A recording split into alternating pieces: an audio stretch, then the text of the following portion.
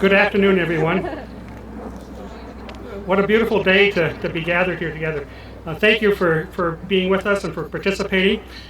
We'll get you inside where it's a little bit cooler without too much delay. And again, thank you. For today, this is really an extraordinary day for Anoka-Ramsey Community College. Today, we celebrate the conclusion of a program that began almost 20 years ago when we started to have conversations that maybe it was time to upgrade the business and nursing building. As we celebrate the renovation and the refurbishment environment, we are really excited about this new beginning and the physical spaces that are now within our walls to provide our students with first-rate, state-of-the-art classrooms, labs, and simulation areas. Although approximately 70% of the space will be dedicated to the nursing program, the new space will also provide a resource-rich environment in which our business faculty and our business students will call home. And the new upgraded classrooms, at one time or other, will more than likely have every single faculty and most all the students experience that new environment.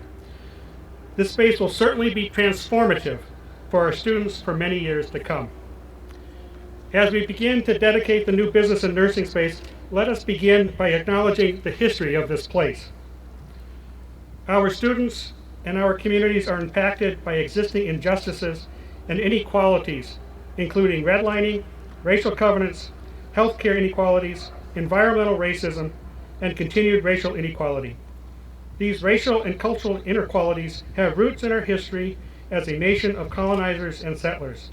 As part of our mission to support and foster learning through the generation and dissemination of knowledge, Anoka-Ramsey Community College acknowledges that the land our college is located upon is the original homelands of the Anishinaabe and Dakota tribal nations.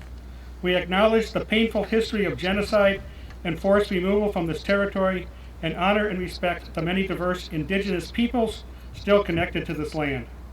We encourage everyone to investigate the history of our communities, their indigenous history, but also the potential injustices and inequalities experienced by Black, Indigenous, and people of color.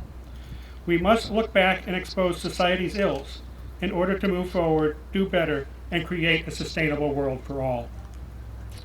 Now, as we move forward to celebrate the space, we have a number of people who really made this space possible, and we extend our sincere thanks and appreciation to all of you. First and foremost, to Governor Walz and the legislators, specifically Representative Zach Stevenson, Jerry Newton, and Representative Connie Bernardi. Thank you for your resilience in getting this done.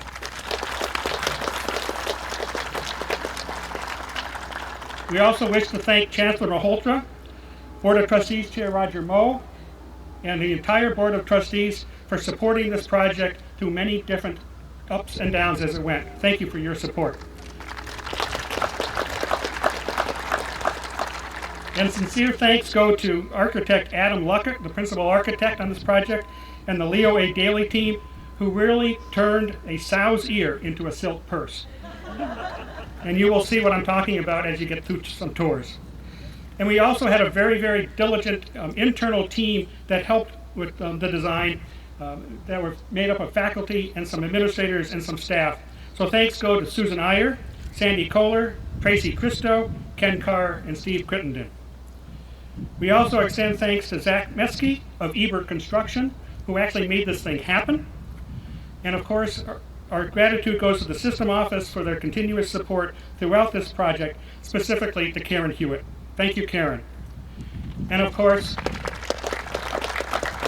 this would not have happened without the diligent work of our Director of Facilities, Ken Carr, who managed this project that came in time for the fall opening of school, and on budget in the midst of a pandemic. Not an easy undertaking. And finally, words of appreciation go to President Kent Hansen for not only for his commitment to this project, but also for his resiliency in securing the fundings. Thank you, President Hansen. And thanks to all of our faculty, our students, and our community for being involved in this and making this thing happen. Thank you.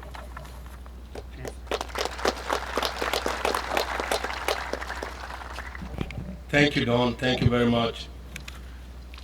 Great day today. I want to add my welcome to everybody here today. for this great celebration of this great building, new building. It's great to see everybody here. And at this point, I want to first of all congratulate President Hanson and the Anoka-Ramsey team for a job very well done.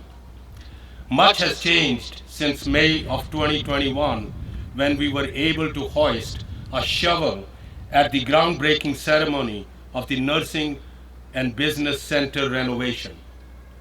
However, what has not changed is the dedication of Anoka-Ramsey faculty, staff, and campus leadership to work in earnest to improve the facilities to better support their students and their success. I want to acknowledge and add my gratitude to past and present legislators and governors who have been such strong partners in supporting and funding the most urgent capital investment needs of the college and universities of Minnesota State. The partnership with Governor's Office and legislature, and many of them you will hear from them today, is crucial to the work Minnesota State campuses do to support our students and the communities we serve. Smart investments in redesigning our facilities can dramatically help our students. The impact of such facilities goes beyond the bricks and mortar and the jobs for the local economy. The impact of it is true that the renovation transformed the space of the building, but more importantly, it is also the transformation of academic program delivery within a modern, flexible, and healthy learning environment. This transformation was not an easy task. To redesign this building, the project team had to navigate a pandemic, manage a prolonged winter, and respond to multiple supply chain disruptions. With classes resuming this fall, failure was not an option. The team pressed on, focusing on possibilities rather than obstacles, designing solutions rather than making excuses, and creating alternatives rather than settling for poor substitutes. The completion of this project was a great accomplishment, and I continue to be amazed by the perseverance, grit, and dedication of the project team and the whole Anoka-Ramsey Community College community. Congratulations again to you, President Hanson, and to the Anoka-Ramsey faculty and staff who made the completion of this building a reality. This facility will have a lasting impact on both the current and future students.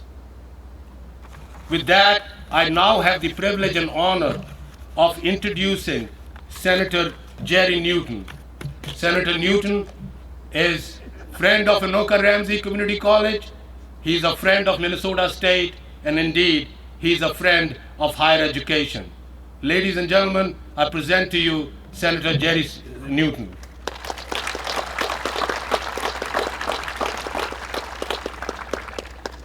Thank you, Chancellor, and welcome to everyone. This is a momentous event, and it's long in coming.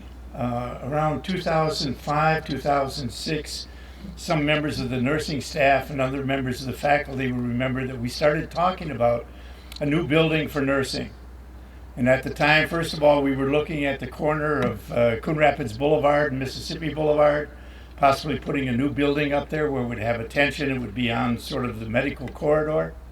That didn't come to fruition. And around 2008, working with President Pat Johns and CFO Mike Seymour, we looked at building a building just to the west of this one in the open space.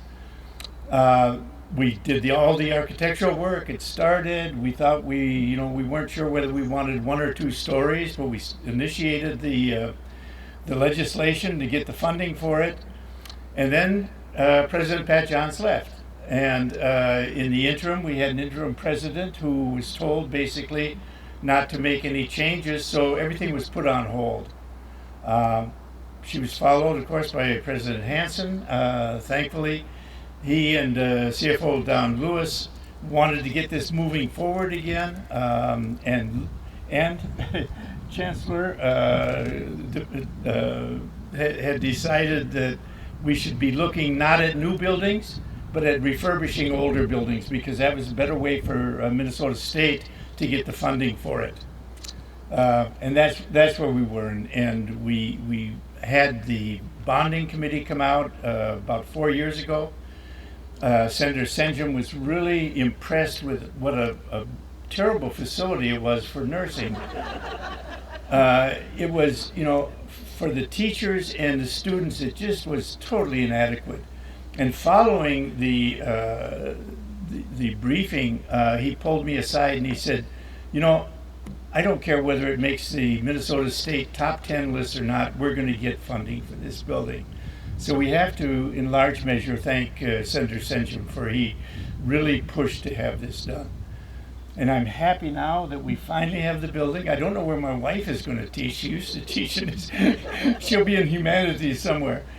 But we'll work that out. And in the meantime, I'd like to introduce Representative Connie Bernardi, who chaired the Higher Ed Committee in the House and did an outstanding job. Unfortunately, Connie's leaving us, but I would like to have you welcome her here now. Thank you.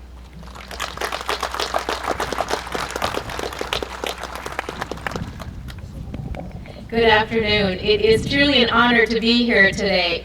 As a higher education chair in the Minnesota House of Representatives, it's been an honor to partner with Minnesota State, Anoka-Ramsey, and our universities throughout Minnesota and our technical colleges. Every year in committee, I ask people to share their story of how higher education has impacted them and their family's life. And so I get this incredible opportunity to share it with you, how not only is higher education, but specifically Anoka-Ramsey Community College impact mine and my family's life. When I was a little girl, well, my parents, first of all, were teenage wed parents, and they moved from southwestern Minnesota with little more than hope, faith, and the courage to pursue their American dream. They moved to northeast Minneapolis and then on to the northeast suburbs, which is, the home of where so many of our students are. My mom went back to work when I was about 6 or 7 years old, and her boss said, you're really smart, you should go to college. So my mom quit work, went to college, went for a year, decided what she wanted to be, a nurse or a teacher, and she was named the top female freshman of her class that year.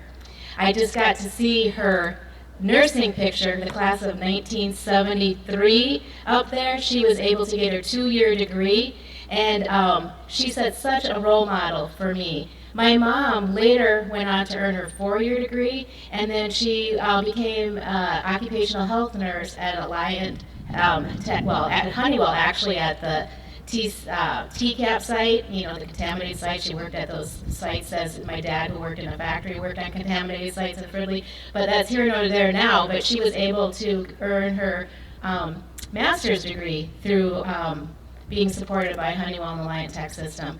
So Anoka-Ramsey opened doors for my family, and she was the first generation of her family to go to college, and so I got to watch her through the eyes of a young child on how to go to college. And I will tell you, it helped me learn a lot. I didn't learn right away that I needed to read my books when I first started at Anoka-Ramsey, but by spring semester I figured that out and was getting A's. But what I did learn is I learned how to be efficient, and I learned how to pick a college where it's a quality college where I could learn and get through my college with as little debt as possible, and was setting me up for success. So I graduated within 3.5 years from the University of Minnesota. And when I went to the University of Minnesota, what I learned is I didn't like those big classes with birds flying around in the auditorium and impersonal relationships with the instructors or the TAs. And so I came back and took as many credits as I could to meet the requirements for my degree program.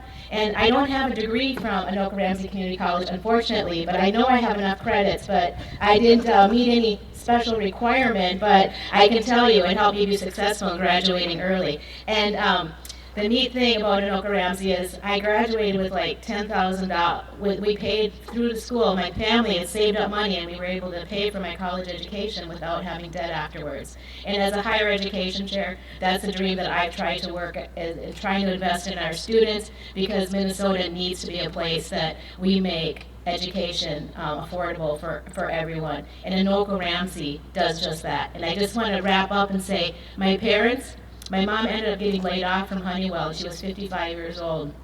They each didn't have any pensions, but they saved their money.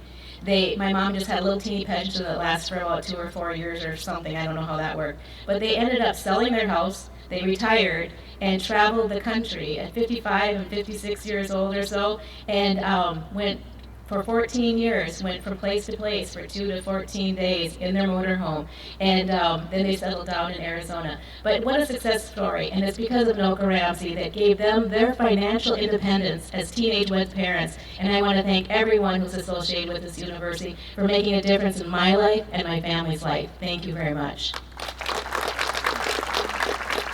And I have the great honor to introduce one of our amazing legislators in the Minnesota House. He is brilliant, and he is so committed to our community, and it is my great honor to introduce Representative Zach Stevenson.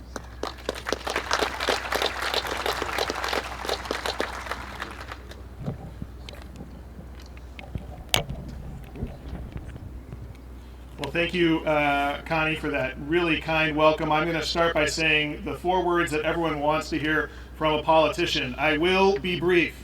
I have lived my whole life here in Coon Rapids. In fact, I grew up just a mile down the road over here. So Anoka-Ramsey has been a part of my life throughout its entire life. And I can't imagine a more important institution to not just Coon Rapids, but the broader community. Friends, family, neighbors have all benefited from Anoka-Ramsey over my time here. Even I took a microeconomics course in this building, the old building here, back in 2003. So if you think that I have the wrong ideas about economics, you know who to blame. But the building was out of date then, and that was 20 years ago. So it is thrilling to me to see a brand new building here, and it couldn't be better to have this building be focused on the careers that we really need in our community in nursing and in business, where we are suffering major labor shortages and there's real opportunity for growth, which positions Anoka-Ramsey to be just as critical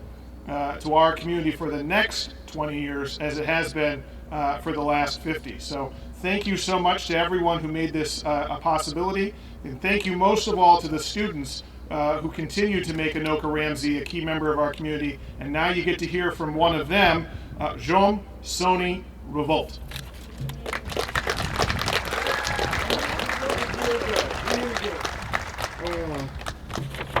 Wow, how can you speak when those great speakers get to go ahead of you? It's hard. Good afternoon, everyone. Today is a beautiful day. Today is a day to be thankful. Thankful for a beautiful place like this. Thankful for a day like this. I am Jean-Sony Revolt. No middle name. I go by Sony just to make it easy, because to not go by Jean or Revolte. I'm thrilled to be part of this ribbon cutting as a nursing student. I am from Haiti. I was born in a family of eight people, 6 kids and 2 parents. Parents, no education. 6 kids. I was the only one that was being able to finish high school. None of them got done. Myself right now, you know where I am. I'm a nursing student. I'm in college. That's huge. My mom passed away when I was 2. And I was living with my godmother. Mistreated when I was 13, if I remember well, or 14.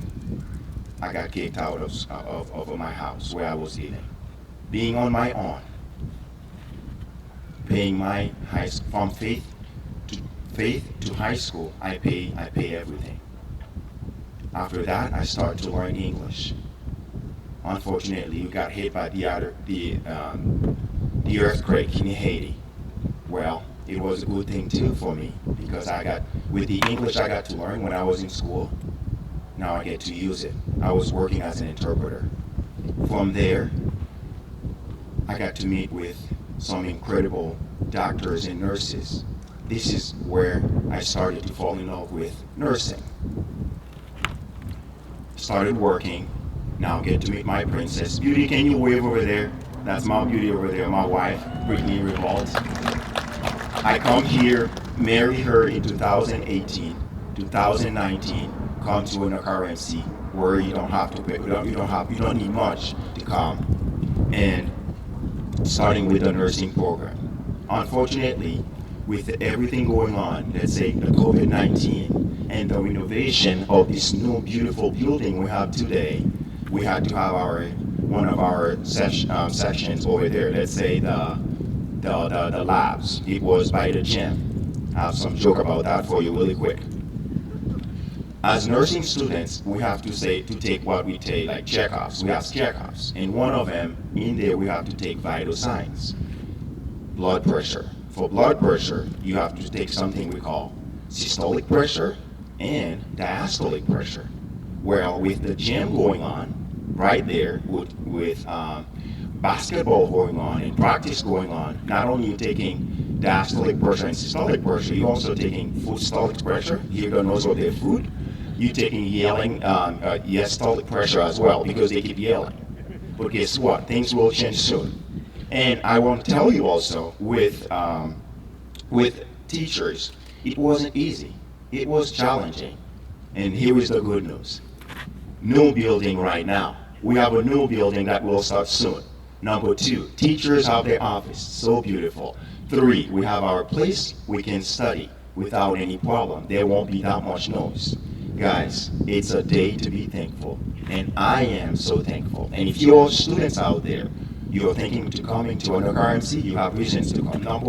Let's say number 4, you don't need a lot of money, as I said, to come here. You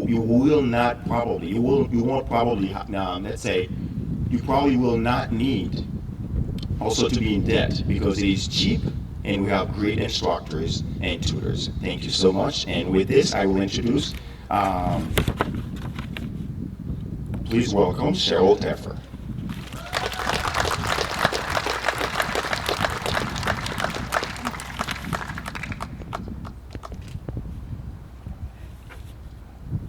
Chancellor Malhotra, President Hansen, Chair Moe, Senate and state representatives, Dean Kohler, faculty, staff, students, and guests. Good afternoon. My name is Cheryl Teffer. In 2016, I retired from my 25-year nursing faculty position at Anoka-Ramsey, and I was appointed as trustee to the Minnesota State College and University System that same year. This place, it remains my professional home. Anoka-Ramsey opens its doors to students in 1965, and 2 years later, it seated its first cohort of nursing students. In the beginning, the nursing business building behind me here didn't exist, and the first classes were housed in 2 rooms under the college library. In time, the program grew to be among the largest in the state, and it remains so today. My retired colleague, Linda Miller, who was on faculty for over 40 years, remembers those early days and is here with us today. And I also believe my colleague, Rosemary Houlihan, another faculty colleague who started her decades ago position, managed the lab space below the library, of all places. The present day nursing lab that was here was decades old. It had been modestly remodeled several times for safety and efficiency, but what you see by comparison today is a complete transformation, as anyone who's walked through here knows. Very few people outside the discipline really understand what it means to take on the daunting task of educating a professional in a practice discipline like nursing. For the student, thinking and acting have to merge. How to use knowledge is as important as knowledge itself. Adapting knowledge to the individual patient is the basis for all clinical reasoning. Becoming a nurse requires that a student develop a grasp of problem identification and problem solving, develop clinical forethought to anticipate and prevent problems. Develop competence in physical examination and pathophysiology. Demonstrate safe skill procedures prerequisite to practice, such as drug administration and monitoring, wound management and sterile technique, airway management, but you get the idea, the list is very long. Becoming a nurse requires that a student manages life-sustaining function in an unstable situation, functions in a crisis, recognizes and reduces suffering, prevents hazards in technically complex environments, face death, communicate clinical information to a multidisciplinary team, measures risk, monitors quality, and manages breakdowns, and practices to the ethical and moral standards set by the discipline. I say that because when you walk through this building, you honestly don't know what happens here unless you are in that process, you're in that loop. Teaching pedagogies that accompany this work have changed dramatically since this building was constructed. Today, students have less access to live patient clinical encounters than they did in the past, although I trust that Dean Kohler told me that the clinical sites are holding up pretty well for this group of students. Nevertheless, learning requirements have not changed over the span of years.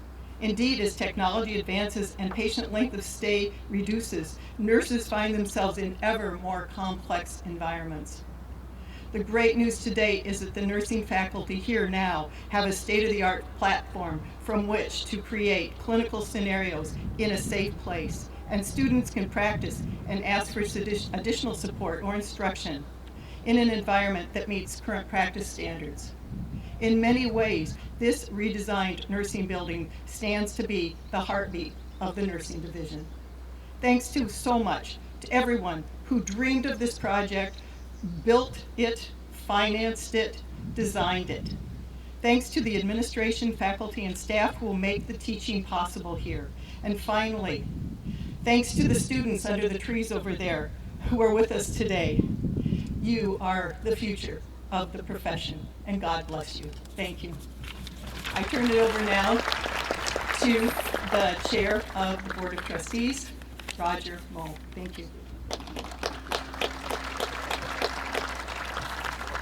Thank you. It's just a distinct honor for me to be with you today and to celebrate this ribbon cutting, opening of this remodeled building.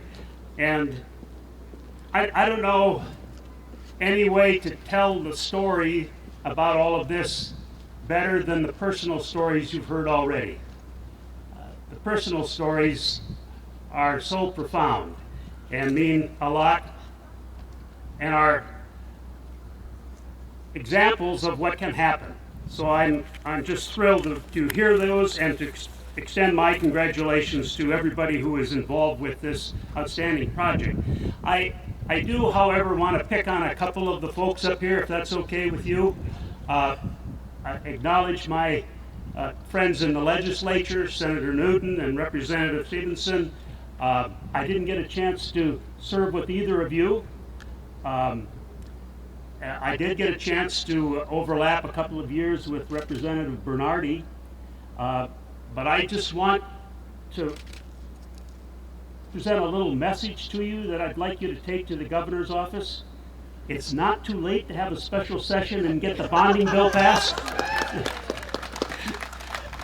So if you can do anything about that, go ahead, because I know they're very strong supporters of higher education, but very good legislators as well. And I also noticed something else, that as I listened to my colleague, Trustee Teffer, and she talked about her history, and I noticed a certain coincidence. She served here as a faculty member for 25 years in this building. She retired in 2016. She gets appointed to the Board of Trustees in 2016. All of a sudden, in 2020, there's an appropriation of $16.3 million for this project. Now, I don't know if that's a coincidence or not, I don't know, I won't even question it, but it just seems a little suspicious to me.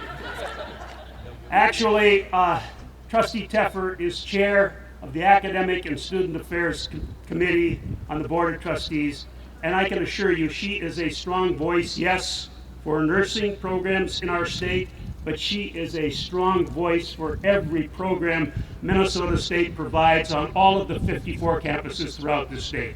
And I want to thank her for that. So thank you.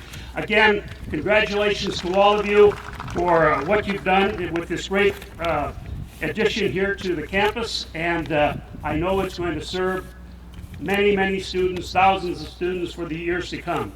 And now it's my pleasure and honor to introduce your president, President Hansen. And in doing so, I want to extend my thanks and congratulations to you as well, President Hansen.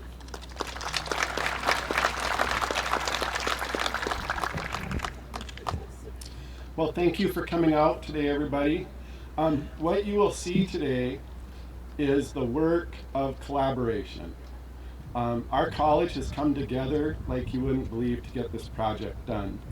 One of the things that I'm most proud about for Anoka-Ramsey and being here is the creativity on this campus, on both our campuses.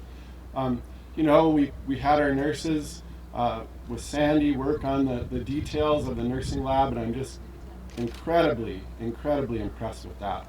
I have a healthcare background from many, many years ago, so I understand a little bit. I wasn't a nurse, but an x-ray tech, but this lab space and this learning environment is just incredible. So kudos to you, Sandy, and your team to really put together what you need for nursing, because our students really need these experiences. Learning environments matter, and Sony here will have a great experience here with a great learning environment. The thing about nursing, it's a very rigorous program of study, and so everything that we can do to provide opportunities for hands-on learning in the labs and have an active learning environment is really critical to the success of our students and their futures. When I say I appreciate the collaboration, and what we have represents really immense collaboration. It wasn't just nursing faculty and Sandy or the business division. It really was the whole college that came together to make this happen. As Jerry said, Rita may not have her normal classroom, probably won't, but our college really came together and understood that the needs of nursing really require us to really sort of repurpose space that we were desperately lacking in nursing from other areas. And so we did lose about 5 general classrooms in this process. So I really appreciate, again, how our whole campus community came together. We had a couple of open sessions too, talking about what active learning spaces should look like, and really everybody on campus was involved in this. And I really thank the steering committee as well to gather all that information and pull together. Talk about collaboration. Our legislators here, it's just been phenomenal to work with. Connie and Jerry and Zach, and what a team that we have here representing our communities. It's just, thank you so much, you guys. And what we have here too is also the strength of the Min-State system and the help and guidance that we've had from our trustees, from the system office, from facilities, to keep us on track and doing the right things and making this work and getting the most important projects prioritized, even though it's taken a little bit of a while, but we got there. So you'll see again today the result of incredible collaboration. I'm incredibly proud of our team here at Anoka-Ramsey. The way I see my job is to create an environment for the creativity to rise up, and you'll see that creativity today. I also want to mention before I close, I see Representative Scott is here. Thank you again for your help. And with that, I think we're going to cut a ribbon or something, aren't we, Mr. Lewis? Something like that. Are we ready? 1, 2.